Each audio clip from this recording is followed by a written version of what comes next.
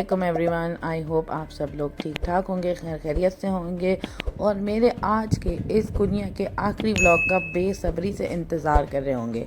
तो खैर आज का व्लॉग स्टार्ट होता है हमारी लास्ट डे का, बिल्कुल ये लास्ट पार्ट है और इसके साथ हमारा दिल भी बहुत उदास है। मैंने आपको पिछले व्लॉग में दिखाया था कि हम नाश्ता करने गए थे। नाश्ते के बाद जैसे कि मैंने आपसे पीछे व्लॉग्स में जिक्र किया है, मैं बार बार हवाला इसलिए देती हूँ कि जिन्होंने व्लॉग नहीं देखा वो जाके पुराने व्लॉग्स देखें ताकि उनको पता चले इस व्लॉग का क्या कनेक्शन है। तो मैंने कहा था कि हम जाने से पहले, जाने वाले दिन हम सोवेनियर्स ख़रीदेंगे और जो भी हमें तोहफे अपने घर के लिए लेने हैं, यादगिरी जिसे हम कहते हैं, तो वो हम यहाँ से लेकर जाएंगे। तो आज बस लास्ट डे था, हमने जैसे शो किया कि हम नाश्ते पे गए थे, बहुत अच्छा टर्किश कहवालती किया। उसके बाद मज़ार के बिल्कुल पास ही सामने की तरफ ये सारी दुकानें लाइन से बनी हुई थी, तो यहाँ से हमने सोवेनियर्स देखे, सेलेक्ट किए। बहुत सारी कैंडीज़ मिलती हैं कि जो लोग नियाज नज़र कराना चाहें तो वो यहाँ पे बांट भी देते हैं। और इस तरह के स्टैचूज़ होते हैं दरवेशियों के, बहुत सारी चीज़ें हैं, हमें बहुत पसंद आई थी। हम ऑब्ज़र्व ही कर रहे थे इतने दिनों, दो दिन तक तो, पर हमने डिसाइड किया हुआ था कि हम लास्ट डेज़ को ख़रीदेंगे। तो बस अब हम यहाँ पर जा रहे थे। अच्छा, मज़ेदार बात यह है कि हर दुकान का रेट अलग है। पीछे जो दुकान थी, जो स्टार्टिंग में थी, उसका रेट सबसे ज़्यादा, हर चीज़ 300, 400, 500 लीरा से स्टार्ट हो रही है। लेकिन जैसे जैसे अब आगे बढ़ते जाएंगे ना, प्राइजेस डिफरेंट होते चले जाएंगे। हमें यहाँ से बहुत अच्छी एक ट्रे भी मिली, जैसे कि चाय वगैरह रखने के लिए बहुत अच्छी ट्रे भी मिली और बहुत ही प्यारी थी, अच्छी मजबूत ट्रे थी। मेरी जो दोस्त थी उन्होंने 3-4 का सेट लिया। इस तरह के मूविंग स्टैचूज़ भी थे, साथ ही साथ घर में लगाने की बहुत अच्छे टुकड़े, पेंटिंग्स वगैरह भी थी। इस तरह की बेहतरीन किस्म की वॉल क्लॉक्स भी थी। तो काफ़ी अच्छी चीज़ें थी क्योंकि हमारे पास हमारे लिविंग रूम में ये सब चीज़ें मौजूद थी, मेरे डाइनिंग रूम में। तो मुझे ये चीज़ें नहीं चाहिए थी। मुझे जो स्टैचूज़ थे दरवेश के, वो मेरा इंटरेस्ट था कि वो लेके जाऊंगी। इसके अलावा क्या कहते हैं, कुनिया से ट्रे ली थी। वो जो ट्रे मैंने आपको जिक्र किया वो बहुत अच्छी थी। जहाँ हम सैमा डांस देखने गए थे वहाँ पर एक बंदा था, वो क्या कहते हैं, बुक मार्क्स बेच रहा था, तो वो लिया था बुक मार्क, उस पर इश्क लिखा हुआ है। वो मैं आपको अगली वीडियो में सारी चीज़ें दिखाऊंगी, मैंने कहाँ कहाँ कैसे इसको सेट किया। इसके साथ ही साथ आज का दिन बहुत हैपनिंग है, हमारे पास टाइम शॉर्ट है तो हम जल्द से जल्द कवर कर रहे हैं। हमने ख़रीदारी करी, उसके बाद हमारा मेन फोकस था कि अब हम आगे जाएंगे हज़रत शम्स तबरेज़ के मज़ार पे। हज़रत शम्स तबरेज़ और मौलाना जलालुद्दीन रूमी के बारे में लोगों को वैसे तो मालूमात होगी, जिनको नहीं मालूम उनको मैं बताती चलूँ कि हज़रत शम्स तबरेज़ जो है वो एक दरवेश थे, मलंग मस्त आदमी थे, अल्लाह के वली थे, अल्लाह से डायरेक्ट बात करने वाले थे। और इनको ये बशारत हुई, ये बताया गया कि आप जो है ना कुनिया जाएं, वहाँ एक स्कॉलर रहते, जैसे इस्लामिक स्कॉलर होते हैं, उस तरह का एक बंदा है, उसका नाम है मौलाना जलालुद्दीन रूमी, उसका नाम है रूमी। तो आप उसके पास जाएं और वैसे तो वो बहुत इल्म रखता है, अल्लाह की इबादत भी करता है, अल्लाह का जिक्र भी करता है, लेकिन अल्लाह की लॉ नहीं लगी हुई उसके अंदर।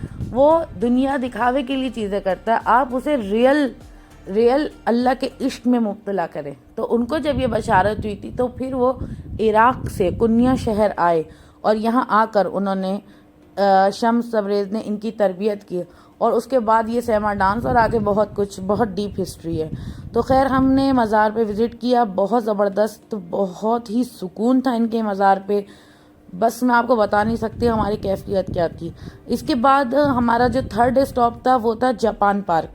यहाँ पे बना हुआ है ये जापान पार्क और ये बहुत अच्छा है। यहाँ पर ऐसे प्लांट्स लगे हुए थे जिनके सीड्स जापान से आते हैं। इसके अलावा जगह जगह इस तरह जापान के कल्चर को रिप्रेजेंट किया हुआ था।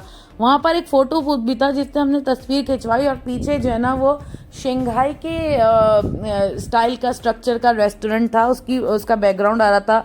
झील थी, उसके अंदर बहुत सारी मछलियाँ थी और वो भी तकरीबन स्पीशीज़ वहीं की थी। और उनकी ट्रीज़ जो है ना, उनके बारे में लिखा हुआ था कि ये वहाँ से उनका पौधा लाए हैं और फिर यहाँ लाकर उन्होंने लगाया है कुनिया में।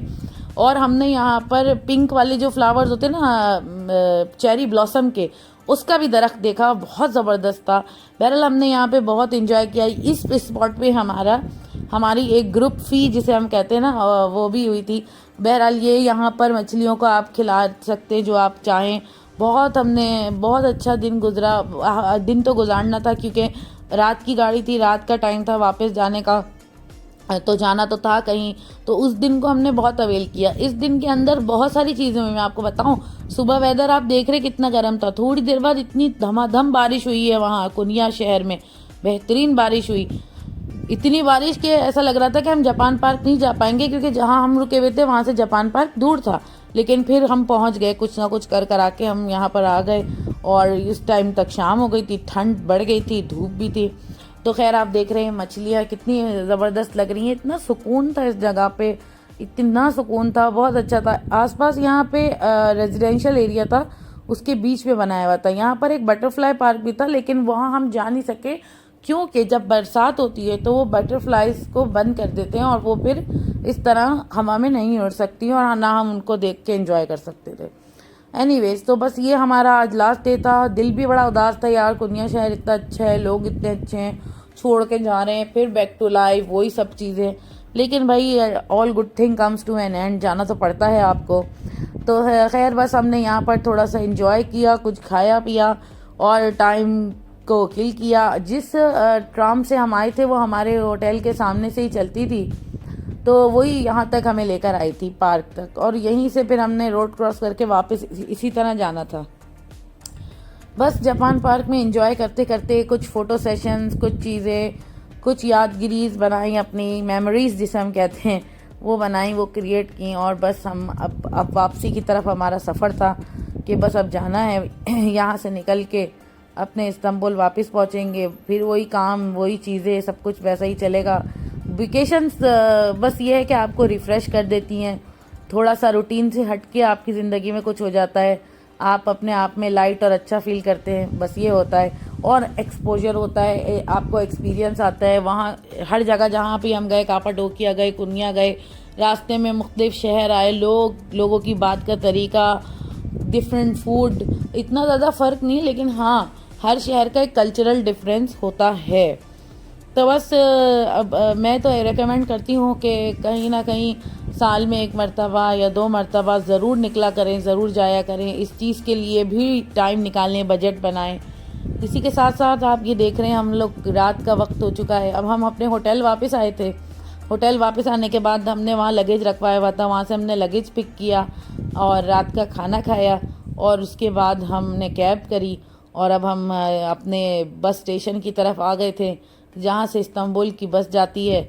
और हम बस में सवार हो चुके हैं। रात के 10 बजे की हमारी गाड़ी थी, ऑन डॉट, बिल्कुल ऑन टाइम गाड़ियाँ चलती हैं यहाँ पर, तो बिल्कुल ऑन टाइम वो हमें लेकर निकली और सुबह 7 बजे हम इस्तांबुल में थे।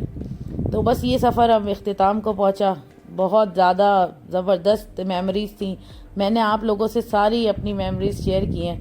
मुझे दुआओं में याद रखें, मेरे चैनल को सब्सक्राइब करें, लाइक करें और कमेंट करें, बेल आइकॉन भी दबा दिया करें। ओके।